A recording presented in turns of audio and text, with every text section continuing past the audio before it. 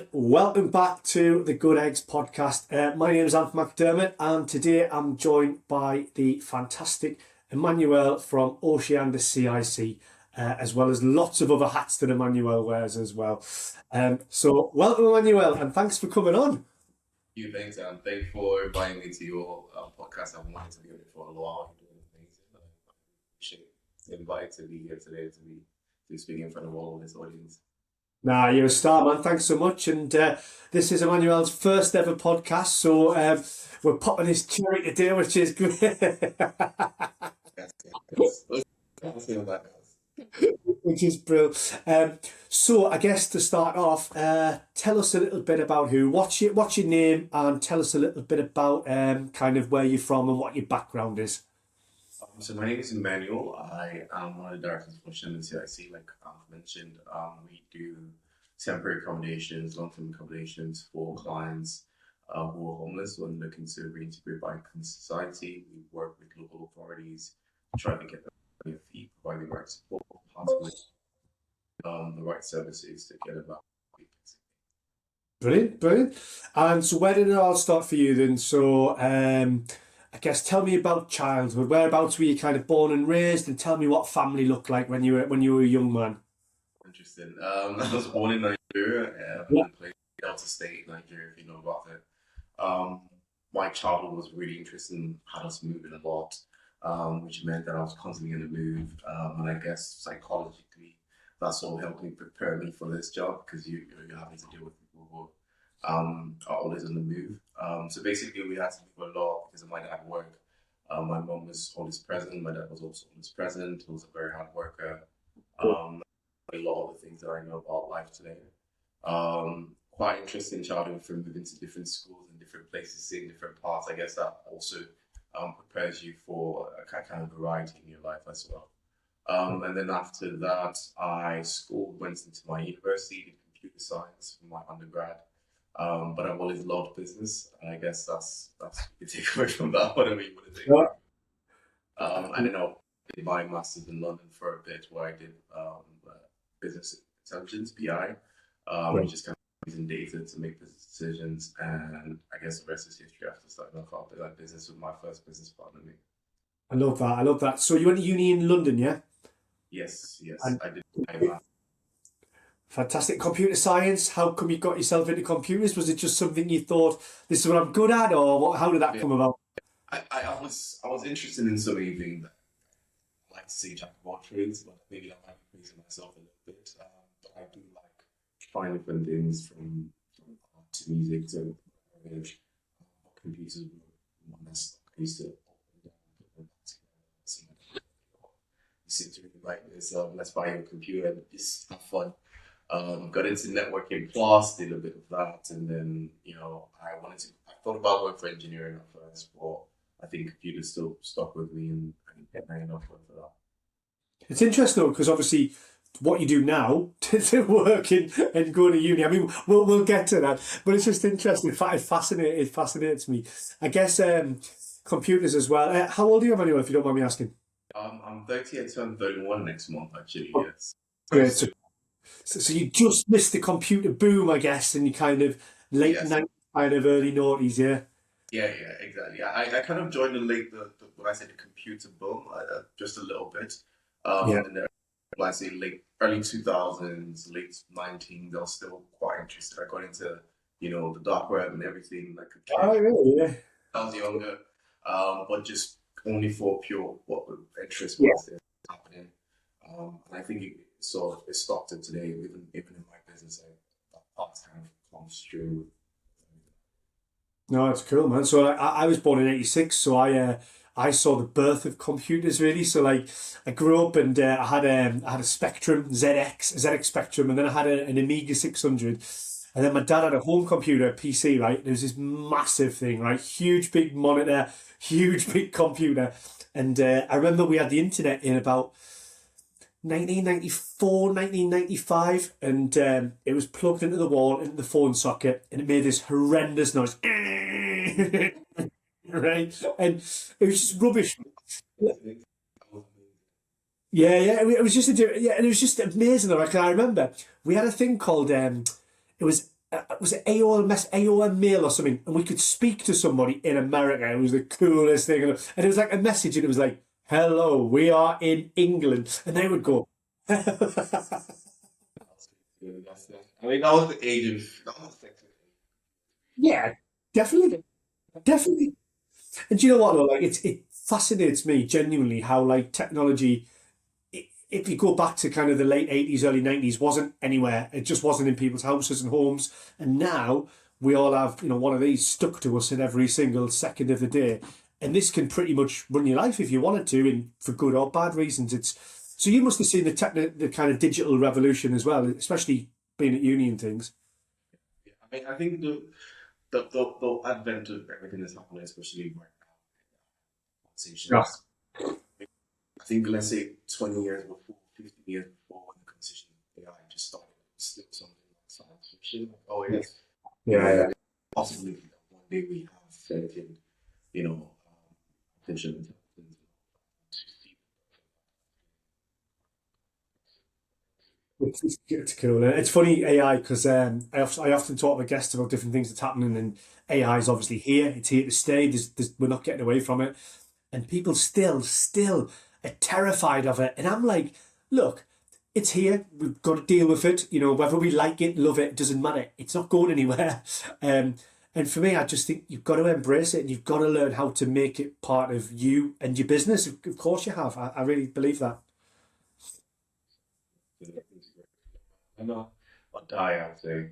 Yeah, definitely, definitely. So you're at uni, finish uni, and then you were obviously thinking of what your options were. At this point, you're still in London, I'm guessing. Is that right? Yeah, so I was in London, met my first business partner, Mia. With me, yeah. I love doing service accommodations as well as marketing. Right. So that was fun. Got my equipment, that's how I got into photography, cameras, and all that. So we used to connect people that are looking to buy luxury real estate, we were looking to sell. Made a few money from that. We also did money from like students to more family and connections, and that was a good part of the business. That was, I remember setting goals and being the first one. Oh, Let's oh, really, man. I think this is a good time Yeah. where, to, to learn the basics. Um, I would say the honestly business. So we did that for a while. Think of it and said, what we invest more into sales accommodation because it was going to make the lot in sales accommodation. You know, all of our money into a pot and let's get something coastal. This is vacation. So we Yeah. look for places and pointed out some of them. That looks good. Close to the city, coastal, close to the castle, not too bad. How And bad can house it prices were all right as well, I'm guessing. be? Yes, yes. How bad can it be? Yes, interesting. Came down to Sunderland, stayed in a guest house. Right. First guest I stayed, she was like, "No, don't do that. That's not gonna work. Get out as quickly as you can." Uh, that was a very interesting moment for me. It was kind of like a moment of self-reflection as well. I Yeah. remember taking a long walk down the beach, and I had to calm myself and say, I mean, part of it, I'm a Christian, I'm from a Christian background. Yeah. So I mean, I guess that part also shined through, which was, what we were to do. I'm just going to go ahead regardless. And we started our service accommodation here just around 2019, 2020. Um, COVID hit as soon as all of our properties were ready. Yeah. Lost everything. It's kind of like a very interesting moment. And I mean, I guess we met Matt, we started doing business together again. Everything. Everything happens for a reason, doesn't it? I guess to some degree, definitely. And that, I guess that's part of your faith, maybe as well. Would that be fair to say that?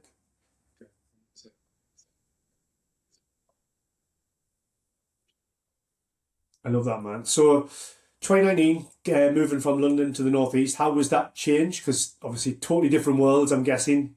It was. I'll say 2019 when I was up here, it was very different to how it is now. I'll Mm. say six or so years ago, 6, 7 years ago, it was, it was a cultural shift. Yeah, The London is a bit more mixed compared to the Northeast. Over the last few years, it's become a lot more mixed. So it was a very interesting cultural shift, not just because of that, but also because of the actual realities of living in London. It was very isolating. It was very yeah, everyone to and I love the Northeast because of its community. It's very love that. communal. Everyone wants to help everyone. Look at how we've met. And I think that was a very good part for me. I remember this funny story. I remember being on the train and coming down um, to someone to see the place. And I met this older lady in the train and she was like, "Hi, how you doing?" She said, engaging in a conversation. And for a Londoner in the train, I was like, what is going on? What do you mean, hi? I love that. Um, then I had to check myself and realize, that's normally when coming from, where I come from, that is the norm. That's what you say hi to your neighbors and you're nice to people. And I guess that was also a very good reflection point for me as to where exactly I wanted to be in how much I loved the Northeast as well. So yeah, that was an interesting shift. But That's I wouldn't change it for anything. I love that. It's so funny, isn't it? Because people laugh and joke about it, but it's real. I was in London recently for work, and you get on the tube and it's packed, and everyone's sat there, and nobody even looks at each other, man. Like, and I'm like, come on, man. Like, just raise your eyes or smile. Like, it's sad in a way, and I get it because it's a different life down there. It's totally go go go, and I get all of that. But I think sometimes those little moments of generosity and kindness, which most of the time people in the Northeast have, I think really do make a difference. So that's really nice to hear that you've had that experience. Yeah, I love that experience. Good. So your first kind of investment in the Northeast, was that the place in Seaburn, is that right? Yeah, so we had a few. We started off with 5 bedroom houses, and we had about 2 or 3 5 bedroom houses, which we decorated and let leased out for like 6 months. Um, put all of our money into it, and we were like, you know what, this is going to work. And we started to put it up on Airbnb, put it up on everything, and then COVID hit, and we just watch our business die every single day, and that was a difficult point.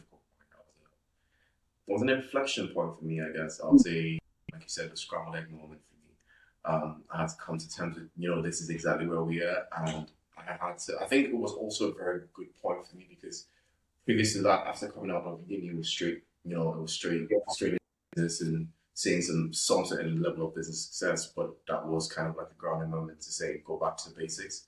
So I, looked at myself in the mirror and say, you know what, we're going to do this. I don't care how, we're just gonna figure it out. So it meant waking up every morning, 5 a.m., going for a run, getting my mind right, jumping back into the day and saying, I was going to make it regardless. And then I was 1 month from being homeless. Funny story, true story. First time I've told this out loud. I was like, if this doesn't work this month, I'm going to be, Really? Wow. pack my bags and headed out next month. And suddenly I get this call from someone from the local authority. Oh, we see your Airbnbs. This is what's happening. We're trying to help some people. Could you possibly help us? And I was like, okay, you know what? Come have a look. We'll see. And we started off the discussion. And from that moment until now, I've enjoyed it. We've still done Airbnbs. We're still, even Yeah. after COVID ended, we still continue to do Airbnbs. We got a guest house at one point. But then I slowly started to venture off into working more and more with local authorities because I love that bit. I love, the ability of seeing people coming to your location and seeing their life change. And we found that we thought we could do it better. I would agree that I do think we could do it better. Yeah. But it wasn't just about providing the house, it was also about, the change that comes with it, providing people peace and mental health services and all these things that's coupled with it. Well, it's changing lives, isn't it? And that's what you guys try and do, isn't it? And some of these individuals have some really tough circumstances, don't you? And yeah, they might have made the wrong choice or followed the wrong path, but everybody deserves that second chance or that olive branch, don't they? So yeah, I guess that's what you guys do. You genuinely really do transform people's lives. It's amazing. I like to think so, but yes, that's what we love to do. I think I have several different stories I'll possibly share at some point, but I think sometimes you think that, especially having to go through that moment myself in my business where everything failed and I had to kickstart again, you start to think, as a normal person who runs a business or as a person who works a 9 to 5, you start to think that you're immune to Yeah. certain things until you realize you're just maybe 4 or 5 bad months from being the right day itself. You know what I mean? You're like 6 months of a bad year from being back at the bottom. And I think sometimes people forget that these people also most of the times they're just regular folks that just hit a bad patch in your life, and with a bit of extra help they can be reintegrated back into society as well. That's amazing. It's so good, and yeah, I love that, and that's why we think you're a good egg. But so one of the things you talked about there, and you mentioned was kind of refocusing, and when things aren't maybe going right, that you try and get yourself in that refocused position, and you talked about getting out for a run and trying to keep yourself active. Is that something that's quite important to you? Do you try and do that quite regularly to kind of settle the mind almost, or It is now like one of the biggest part of my life. right? If you follow me in anywhere, I run, I swim, I do martial arts, I do whatever physical activity I can find. Thinking about joining the Marines next year with like Really? just like Wow. but there's a statement that always hung up to me is you don't rise to the position of of your dreams. You fall to the position of your standards of your routines. Love that. I think for me that's been true is that every time over the last 6 years, every time we've hit a rock or anything has happened, I've kept steady because I've been able to keep the same routines and keep the same disciplines. This is my new life. This is my new reality, regardless of the noise that happens out there, regardless of the hecticness of business or everything that happens within, just running the business or being a businessman. That's exactly how life is. And part of it is keeping that routine. If you read, if you run, if whatever it is that you see as that discipline, I do think that setting up that discipline for yourself or setting up that line that you would not fall under is a very good place to start. I love that. I love that. I totally agree with that as well. I think if it wasn't for going to the gym or for reading books, which I do on an evening, or even just the routine of having a shower in the morning and a bath on a night, and this is true, and it sounds, but it's true. These bits of routine really keep me focused because it gives me that opportunity. When I'm in the bath having reading a book or whatever, it gives me an opportunity to just space out, and I don't think about the business as much, and I don't think about, I need to do this or I need to do that. It gives me that breathing space, and I think it's so so important. And lots of the entrepreneurs that we've talked to on the podcast talk about how everything's so busy, and you use the word noise, and I think you're completely right. There's a lot of noise out there, and actually, lots of the time the noise is just that. It's just noise, isn't it? If actually we all focused on the things that were actually really important, life would be easier for us all.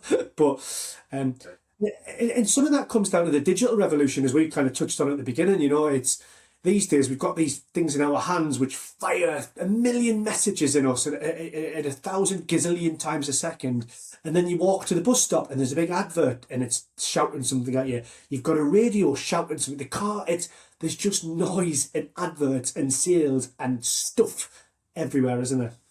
There is, and I think especially if you do something with like high requirements or high stress level, high need, is Yeah. also how what's around you. And I think especially over the last 2 3 years, that has shown through a lot more for me. Is that yes, we have our plugins, yes, we have all these things blasting, but you can set the tone, you can set the tune, you can use the point per se. And it's what you use that for. You just spend time nothing on okay, spend time doing something that you shouldn't be doing rather than spending that time to something that's important that push you, or listening to the next podcast or That'll do. That'll do. it's about but to be fair, it's about how you use this thing as well. Yeah. Because a lot of people forget that tech is to make our life easier, but the problem is like I said, fault of Netflix. I love that. I love that. And it's standards. I'm big on standards, so I love that. So just taking back a step then. So you met Mia through uni, and then you and Mia have been business partners for what, 10, 15 year now ish? Yeah, that's it. Yes, that's about Nine, Brilliant. And then you met with Matt Blair in when you moved up to the northeast, and the three. Sorry, mate. So I met my plan in 2021. We were doing Airbnbs and guest houses.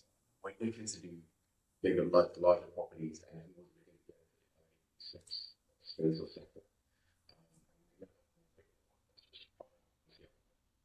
It went so amazing. The first one was a six-bedroom, five-bedroom property. Oh, wow. It went so good. Amazing. We should do another one. We should have taken our time, but we didn't listen. Like, oh yeah, we should do another one. This is going great. So Matt gets this conversation going on. I did. We get we have this guest house, which is wild. We don't you know, tools, but if you want to have it, go ahead. We said yes. Young and naive. But I think they worked out good, but in the beginning it was heavy. It was hectic. Um, so Matt just Mm. but it came at this moment. I think this was also a very kudos to Matt was given his philosophy. This was also very um, good point to shows the true nature of Matt. Say, look, if he's saying he's there for you Yeah. as well. Um, for all of us on the team, that's something that we like and trust. Um, at the point in time when things were bad, we thought it was going to be. He's not been here for long. He just but he did pull through everything and we stuck through it. And we were able to make it to where I love that, and I think kind of we kind of touched on it earlier, but I think having that loyalty and that team around you and those people you can trust and depend on, and we touched on it with the northeast in terms of the community and the people out there and everybody. Most people want to help. Having people you can really rely on and trust, and having the three of you must just be just a godsend in many ways. I think one of the hardest parts about business is the people. Yeah, I think that business is just about getting the funds together and having an idea and set it up. It's I think dealing with people is the biggest part of business, and if you can't do that, then you can't run a business. yeah, And I think I've been blessed by having such great partners. Both me and Matt have been excellent, very very good relationship. We've worked all through, we've almost become family. We've gone on holidays together with our families, and I love it's that. amazing work I love life that. relationship. So, yeah. I love that. Speaking of holidays, it wouldn't be right if I didn't mention, of course, Channel 4 and you and me getting a holiday around the UK. So what I'm referring to, for those that don't know, is Emmanuel and me once upon a time appeared on Phone the Bed. So tell us all about that. It's fascinating to me and to others, I'm sure. To be fair, in all honesty, I always try to shy away from that conversation because it gets me it gets me shy. But yes, we were on the phone a bit. It was a last minute. We got an email from Channel 4 saying, "Oh, we see you set up a guest house here." All Um, right, so what happens then? So did they approach you? Is that what? All at the right, okay. time, most times that's what happens. Right. But we were sent an email, and the business was just starting to grow. We're like 6 months into it. We're still doing some renovations. I don't think our kitchen was even done by then. And we're like, you know what? Let's just do it. And I was like, Matt, would you like to do it? He's like, no, both of you will be fine. Yeah, that was well palmed off to the side, wasn't it? I regret that one now, but I know it was lovely. It was lovely. So basically, we both got into it. We got on the show. They were lovely people from Channel 4. We had a very great director as well. It was amazing. Traveled all over the country, stayed in different places, had actual conversations, made friends, some of which we still speak to today. Oh, that's Um, good. That's really good. yeah, that was an amazing experience. Too bad we didn't come places highly. But I do remember the person who won is still a friend. We still message still till today. I'm looking to go stay in this place hopefully next summer. That's But cool. yeah, amazing. Had a lovely farmhouse out. I think it was Gloucester. I'm not so sure, but it was amazing. It was a good experience. It's good to be put in a different sort of limelight than Yeah. before, and sort of test the boundaries of how we work, and I enjoyed that. I enjoyed that. Yeah. Good. Good. So Strictly Come Dancing, have they not come calling ever since? No. Not yet. Got two left legs. No, good stuff. I mean, I guess that takes us relatively close to kind of modern days. So obviously you survived COVID with the business, which was great. I guess you guys kind of regrouped after that and then looked at kind of what was next. Is that right? Or So we sort of got into we still continued Airbnbs even while still working with local authorities. So when we started working with Matt and doing more Airbnb guest houses, so he's more like we used to stuff. That was he also versus he was more versus yeah, we did it with that more. Oh, big dreams, we're gonna make 3 million. that's me. To be fair, that's me all over. So that was me, and he was more, okay, how are we going to get there? You know, Yeah. me was just a good finance person, and then sort of like working together was amazing. Always, it's amazing, basically. So we brought all those things together. We thought about what do we actually enjoy doing, what is interesting for us. Yeah, maybe this is good, or this is fun. Mm. It's also the practical. It was also good jobs. I mean, maybe we could hire more people, maybe we could have teams, maybe we could train more, maybe we could also connect more with the local authorities and also local people. Love that. And for us, that was also very important, very much important. It wasn't just having to get into business just for getting into it.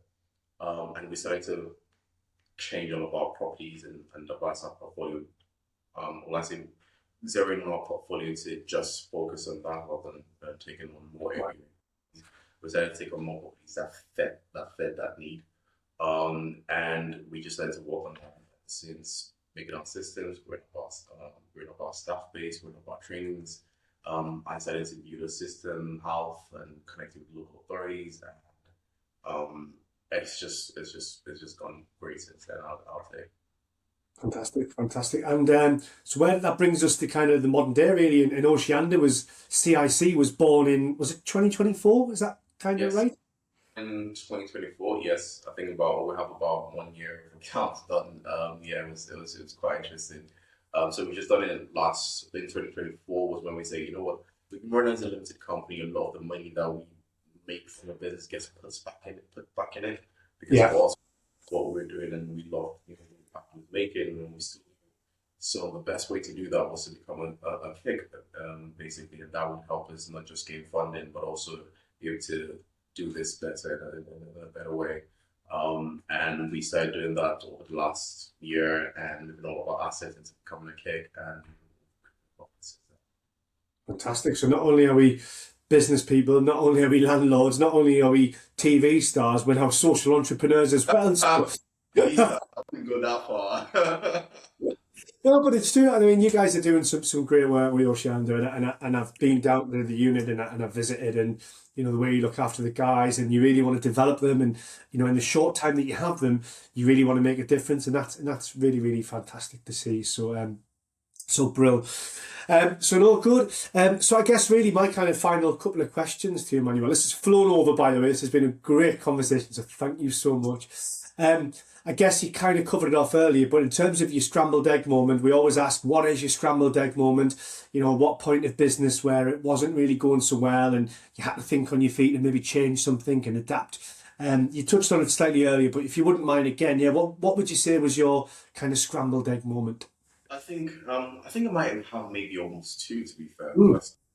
The first being when we had first moved up here to sort of expand the business, and we thought that things were just going to go right, go great at one point, and everything failed because of COVID, and we lost everything. And I think for me, for that point, it was very interesting because rather than blame everyone, I blame myself first. And I know that sounds Yeah, right. because everyone would be like, "Oh yeah, you never saw, nobody saw COVID happen." But for me, it was more of a mental thing to say, look, you should have thought about this. You should have thought what could be the downside. And I think it was a very good moment for me as well as a business owner to say, at every point in time, what could go wrong, and think about the worst possible, numbers. And now me and Matt, we always do A, B, C. Scenario A, everything goes well. Right. Scenario B, moderately well, and scenario C, everything goes crazy. And how do we find that, middle ground? How do we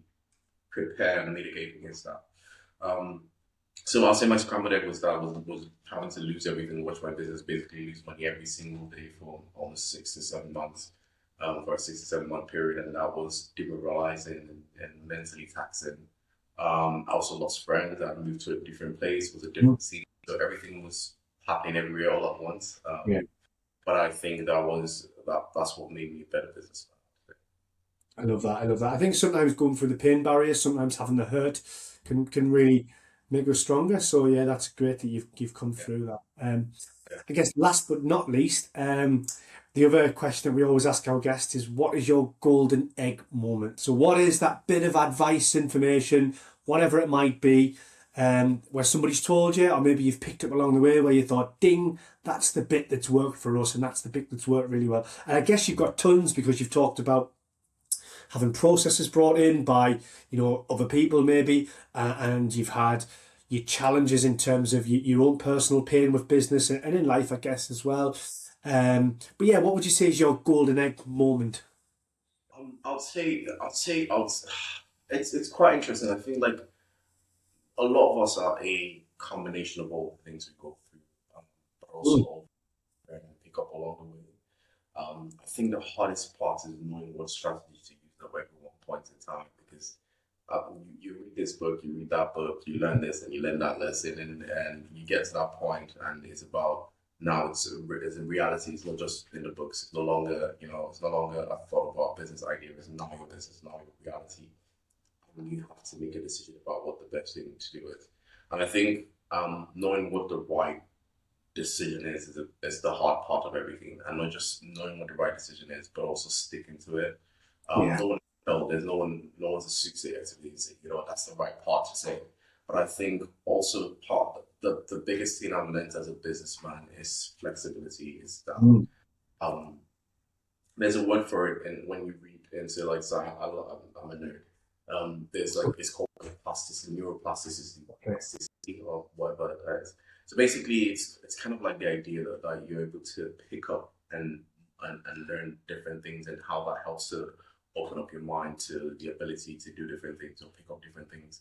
And I think that especially as people, as entrepreneurs, learning and picking up new skills or trying new things, go for that run, go learn how to surf like I did, go learn how to pick up a new skill, read a different book, read something different, read about history, read about finance, learn how to code, learn how to just do something different that's completely different from what you do.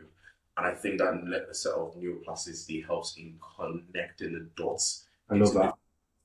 I remember watching a TED talk, and I think I'll just end it at that. I was the TED talk about multi potential, like, and there was this lady who gave this TED talk about most of the people, or most of the best entrepreneurs were able to find the connection between two very different industries and find that connection, bring that connection.